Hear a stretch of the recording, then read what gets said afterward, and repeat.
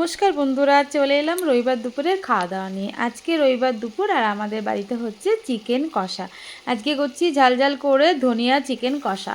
প্রথমে চিকেনটাকে কিন্তু ভালো করে কষিয়ে নিয়েছি, কিছুক্ষণ কষে নেওয়ার পর তারপর আবার ধনেপাতার পেস্টটা দিয়ে আরও কিছুক্ষণ কষিয়ে নিয়েছি।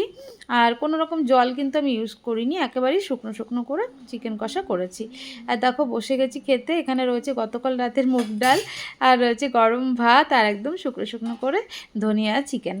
আর কিছুই সেরকম রান্না করিনি, এখন গরম ভাত আর চিকেন কষা, আর কিছু প্রয়োজন পড়ে না। এর সাথে কিন্তু রুটির সাথে বেশ ভালো লাগে এই চিকেন কষাটা খেতে। আর দেখো এখানে করেছি, আমার মা পাঠিয়ে দিয়েছিল, মানে এই যে কাঁচা আম শুকনো করে রেখেছিল, তার সাথে হচ্ছে কুল আর কাঁচা আম শুকনো দিয়ে আমি কিন্তু আচারের মতন করেছি। একটু কাজু কিশমিশ সাথে একটু ভাজা মশলা দিয়ে ভালো করে কিন্তু এই গুড় চিনি দুটো ইউজ করেছি, করে কিন্তু এই আচারের মতন করেছি। তন্ময় এটা খেতে ভীষণ ভালোবাসে, আর খুব ভালো হয়েছিল খেতে, বেশ সুন্দর লাগে খেতে এটা। তো যাই হোক, এই হচ্ছে আমাদের দুপুরের মেনু। দুজনেই বসে গেছি খেতে।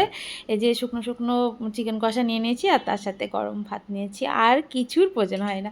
তোমরা কারা কারা এরকম ভাত আর চিকেন কষা খেতে ভালোবাসো কমেন্টে জানিয়ে কিন্তু। আর ধনিয়া চিকেন তো বেশ ভালো লাগে, আর যদি এরকম দেশি ধনে পাতাটা হয়, দেশি ধনে পাতা দিয়েই করেছিলাম, বেশ ভালো লাগে এই গন্ধটা।